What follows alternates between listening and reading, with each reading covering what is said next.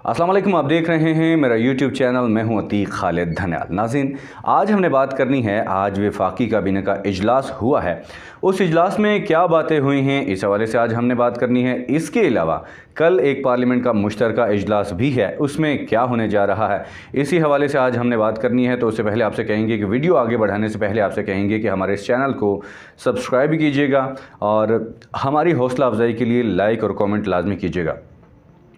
आज वफाकी काबीना का एक इजलास हुआ है। गुज़श्ता कुछ रोज़ पहले सुप्रीम कोर्ट ने फ़ैसला दिया था कि 10 अप्रैल को इलेक्शन कमीशन को हुक्म दिया था कि वजारत ख़जाना से जो इलेक्शन के हवाले से फ़ंड्स नहीं दे रहे थे, तो सुप्रीम कोर्ट ने एक ऑर्डर जारी किया था। इलेक्शन कमीशन को कहा था कि 10 अप्रैल को वजारत ख़जाना से यानी कि वफाकी हुकूमत से फ़ंड्स लें। 21 अरब रुपए का कहा था कि फ़ंड्स लें और 11 तारीख को रिपोर्ट जमा करवाएं कि वजारत ख़जाना की जानिब से फ़ंड्स दिया है या कि नहीं दिया, या क्या कहा जा रहा है। इसी हवाले से आज एक इलेक्शन जो वफाकी काबीना का एक इजलास हुआ है, उसमें उन्होंने क्योंकि इसमें इस हवाले से बात करनी थी इलेक्शन के हवाले से कि फ़ंड्स दिया जाए या कि ना दिया जाए, क्योंकि सुप्रीम कोर्ट ने सो मोटो एक्शन लिया था, जिसमें सुप्रीम कोर्ट ने वफाकी हुकूमत को कहा था कि फ़ंड्स जारी किए जाएँ और इलेक्शन कमीशन को कहा था कि फ़ंड्स की रिपोर्ट 11 तारीख को जमा करवाई जाए। तो अब अगर जो वफाकी काबीना है, जो हुकूमत है, अगर फ़ंड्स जारी नहीं करते तो उसमें ये होगा कि तौहीन अदालत होती है। तो इसके लिए आज जो मुश्तरका इजलास हुआ है, तो कोई रास्ता नज़र नहीं आया, कोई इनको सामने नहीं आया कोई बातें, क्योंकि आज वफाकी काबीना के इजलास में कानूनी माहिरीन भी उनके बैठे हुए थे। तो उसके बाद अब वफाकी काबीना के इजलास में ये फ़ैसला किया गया है कि कल एक इजलास बुलाया है पार्लियामेंट का, जो सुबह पार्लियामेंट में इजलास होना है, कौमी असम्बली में इजलास होना है।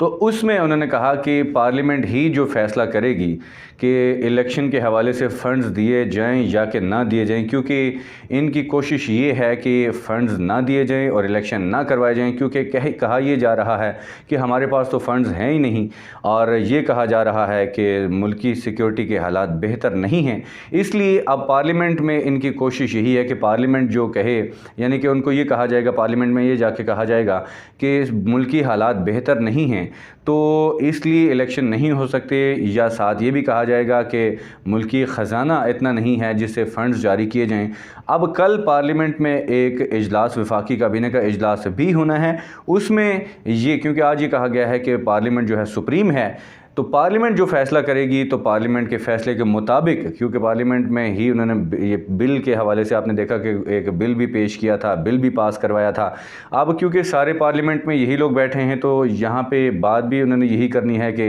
इलेक्शन नहीं हो सकते, हालात बेहतर नहीं हैं, मुल्की ख़जाना, मुल्की मईशत बेहतर नहीं है, इसलिए इलेक्शन नहीं हो सकते। तो वहाँ से भी कोई कोशिश करेंगे कि रास्ता निकालने की। उसके बाद जो दूसरा कल इजलास है, पार्लियामेंट का मुश्तरका इजलास भी है। आपको कल गुज़श्ता वीडियो में मैंने आपको बताया था, आपने देखा था कि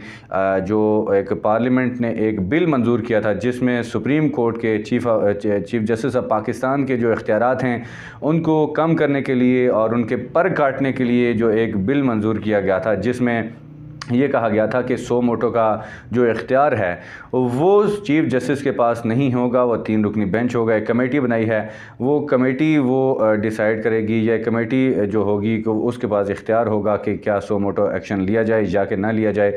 ये जो सुप्रीम कोर्ट के पर काटने की कोशिश की गई है, तो उस हवाले से एक बिल पास करवा दिया गया था, आपने देखा। उसके बाद इलेक्शन के ये जो बिल पास करने के बाद सदर के पास जाता है, तो सदर उसके ऊपर दस्तखत करता है, और सदर ने जो 10 दिन के अंदर सदर ने दस्तखत करना होते हैं। सदर ने 9वें दिन यानी कि गुज़श्ता रोज़ सदर ने इस बिल को वापस पार्लियामेंट में भेजा और कहा कि बादियों नज़र में ये बिल जो है ये पार्लियामेंट के इख्तियार में नहीं है, इसलिए ये बिल जो है ये दोबारा इसके ऊपर नज़रसानी की जाए। तो ये बिल दोबारा गुज़श्ता रोज़ वापस पार्लियामेंट में आया। अब क्योंकि हुकूमत ने भी रिएक्शन दिया, और क्योंकि यही कहा जा रहा था, पता पहले मालूम भी यही था, और उम्मीद भी यही थी कि ये जो बिल है, जो इलेक्शन के हवाले, सुप्रीम कोर्ट के हवाले से जो बिल है ये वापस आना है, और गुज़श्ता रोज़ वापस भी आ गया। अब दोबारा से इस बिल के ऊपर कल जो है 2 बजे के पहले 2 बजे का टाइम दिया था, अब ये 4 बजे इसकी समाअत होनी है, मुश्तरका इजलास होना है, वहाँ पे भी बिल दोबारा से पास कर लेंगे और दोबारा सदर के पास ये बिल चला जाएगा। कल जो पार्लियामेंट का मुश्तरका इजलास होगा दोबारा सदर के पास भेजेंगे, फिर सदर के पास फिर दोबारा से 10 दिन होंगे। अब 10वें दिन तक अगर सदर इसके ऊपर जो बिल होगा दस्तखत नहीं करते तो 11वें दिन ये ख़ुद एक बिल बन जाएगा और ये कानून बन जाता है। ये क्योंकि नज़रसानी के लिए दोबारा भेजा था, तो जब नज़रसानी के लिए दोबारा भेजा, फिर उसके बाद अभी कल ये दोबारा बिल पास होना है और कंफर्म यही है कि पास ही हो जाना है, फिर दोबारा सदर के पास जाएगा और सदर के पास जाने के बाद 11वें दिन खुद ये, और उससे पहले भी ये हो सकता है कि जैसे कि कल भी मैंने वीडियो में बताया था कि सदर के पास या पीटीआई के पास ये इख्तियार है और वो सुप्रीम कोर्ट में इसको चैलेंज कर सकते हैं, वहाँ पे बेंच बन सकता है और उसके ऊपर उनको कह सकते हैं कि इसके ऊपर देखें ये जो बिल बना है कि सुप्रीम कोर्ट के पर काटे जाएँ और उनके इख्तियारात महदूद किए जाएँ। ये सुप्रीम कोर्ट में जा सकता है, वहाँ से भी कोई फ़ैसला कुछ ना कुछ आ ही सकता है। लेकिन यह है कि